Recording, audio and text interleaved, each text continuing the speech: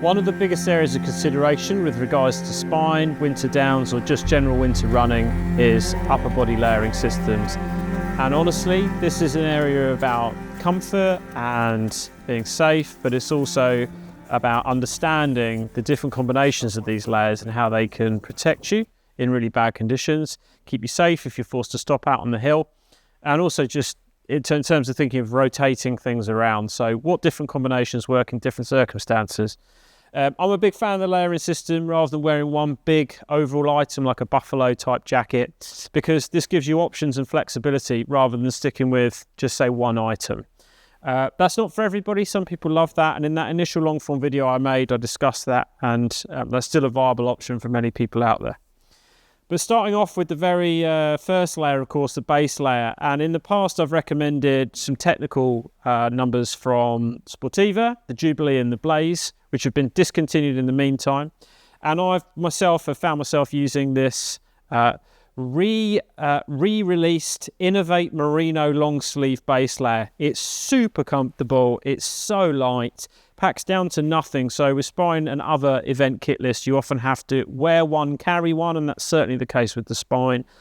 This is flexible, it breathes really well, it's really well insulated, it's from sustainable merino, and has been my go-to for the last several months, and I will use this all winter too. When I say resurrected, Innovate had this product a while ago. They discontinued it. I never really understood why, but thankfully they've brought that back. So that's my recommended long sleeve base layer for winter 24-25. Now on top of that, you need to think about an insulating layer or a mid layer, which is the area we probably get the most questions on because people don't always understand what that means.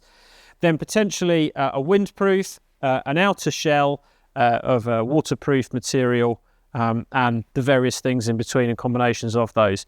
So when we talk about a mid layer or fleece layer, it's really something to go between the base layer and your outer shell, which will be your waterproof or your windproof. The waterproof adds basically no insulating property whatsoever. It's designed to keep the water out, obviously, let the air flow through from the other side, and let any sweat or moisture comes from your body out of the system. Now, some of these mid layers are really solid insulating layers, which don't let the moisture through so much. So if you're sweating underneath them, they won't work as well. And some of them are designed to breathe. I'm going to start with the one that breathes the best, because in my opinion, this works with the greatest flexibility. And this is the Core jacket. It's a very unusual looking piece. I used this in 2023, and I talk about it in the initial long form video. It's a grid fleece system, so it's got basically holes in it. So it will let all of your moisture out whilst retaining a really good insulating property to it. There's no hood, it's just a jacket, so it zips up. So my initial start point, if I'm cold and I need to use a mid layer, is to have this base layer on and this insulating mid layer over the top. And then if it's windy and or wet, the outer shell. Okay, it's simple. I can zip to vent if I'm getting overheated. It's super, super light. So it looks substantial and it packs down reasonably small because of the fleece, not as small as some of them. However, in terms of weight versus insulating property versus breathability, it's a brilliant piece of kit, well worth having, and especially for the spine race. If you're looking for something slightly more substantial, and for some races, they recommend a minimum mid-layer weight of 200 grams, men's medium. This is really your go-to. This is the Montane Proteum hooded fleece jacket. It's a grid fleece system again. There is a breathability function to it, but it's a full length, much warmer, more substantial fleece than the Core. Okay, so they're good mid-layer options. Now, before I come to the outer shell, which will be the water or windproof, I'm going to show you a couple of other things in the Primaloft jacket area that would act as a third layer before your outer shell. Now, you might be looking at this going, hold on, I'm going for a run. I've got my base layer, I've got my mid layer. Why do I then need another insulating jacket? For almost the entirety of the 2023 spine race, temperatures were below freezing and at points got down to -15, across top of Crossfell, middle of the night. There's absolutely no way I would have been warm enough with just those things on. So I had an additional Primaloft jacket over the top. And the trick with Primaloft is that it operates even when wet. So down jackets are fantastic, But once the feathers wet out, they lose all their insulating properties and provide you no insulating value whatsoever. So really should only be used if they're either kept dry or in the dry. Primaloft works when wet. Let's be honest, British winter, it's very wet, rarely dry and cold. It's normally with an element of wet to it. So if you're going to need one of these jackets, I'd recommend looking at Primaloft. Now, Primaloft is a specific product type, and some jackets use other materials which operate in the same way. I'm going to show you 3 options quickly.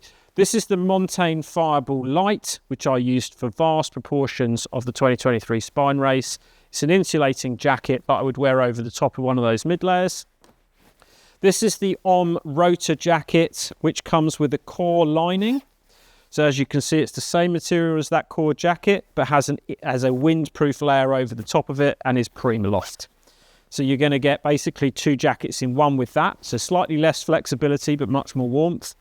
And then if I'm really, really going for it and it's really cold, this is the La Sportiva Mythic Primaloft jacket. This is something that I wouldn't put in my bag, but I would leave a checkpoint with over the top and will have access to at the spine race, either from the start if I'm starting in it, or certainly if it's going to be super, super cold, I'm sort of -10 and below. Now, beyond those 3rd layers, the 4th layer really, and this is really a mountain layering system, is the outer shell. Now, there are 2 types of jacket really that can perform as an outer shell, a waterproof and a windproof. And one of the most common questions we get is, what's the difference? Well, I'll start with windproof because that's easy. It's simply designed to keep the wind out. But by virtue of that, it also keeps a lot of the air in. So windproofs tend to have less venting because they're designed to keep any of the air coming through and making you cold from the outside. They're obviously a lot lighter because there's no water. There's a slight water repellency to the fabric, but they're not waterproof in any way. And my recommended windproof is this La Sportiva Blizzard. This is now a unisex jacket for 2025, and we've just taken receipt of it. It does have venting in the back, which is great because you've got your pack over the top anyway, and therefore it allows that bit of breathability that a lot of waterproofs don't. It's got a hood, it weighs under 100 grams and compacts down to less than the size of an apple. That is going in my bag almost any run I do, even if it's raining, because as an extra insulating layer, if I get cold or I get caught out or I want a bit more flexibility, I don't even notice I'm carrying it, but gives me all of those things. It's just such a tremendous piece of kit. And through the winter, I will have the windproof on most days and very rarely reach for the waterproof. So well worth considering, and will certainly go over the top of any of these items here. Sportiva also make the Coro jacket, which is a similar windproof material but has insulating panels in the front. So I used this in some of the Spine Race 2023 where it was dry, but it was windier than I felt comfortable wearing that lighter weight windproof in, and just wanted that extra bit of insulation with the air coming at me from the front. So that's the Coro jacket, and you'll find lots of La Sportiva winter athletes use that one instead of the Blizzard.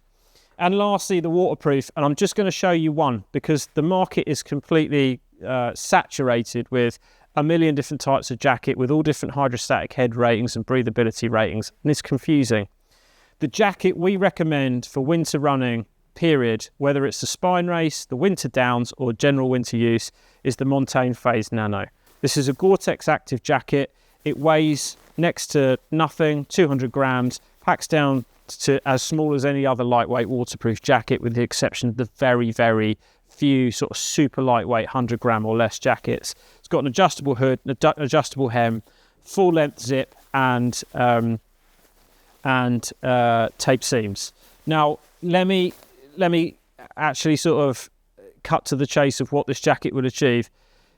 If you're wearing a lightweight jacket, say a 20,000 mil hydrostatic head and breathability rated jacket, that is the minimum that I would recommend ever starting a winter run with.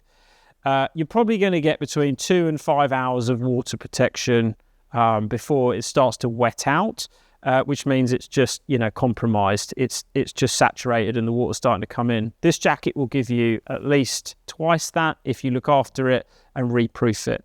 So it's more durable. It's a heavier weight fabric.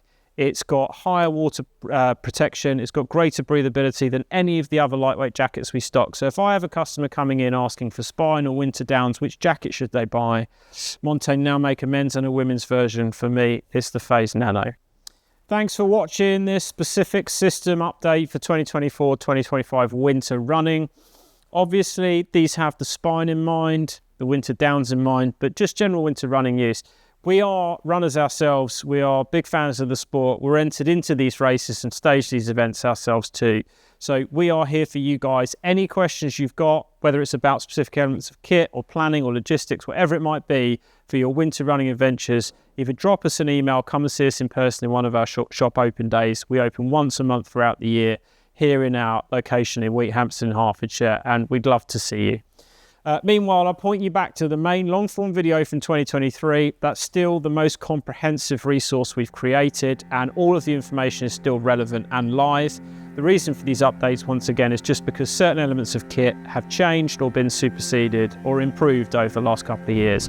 And in time, we'll reduce a second set of edits that will obviously update on the kit we see for this winter. Thanks for listening.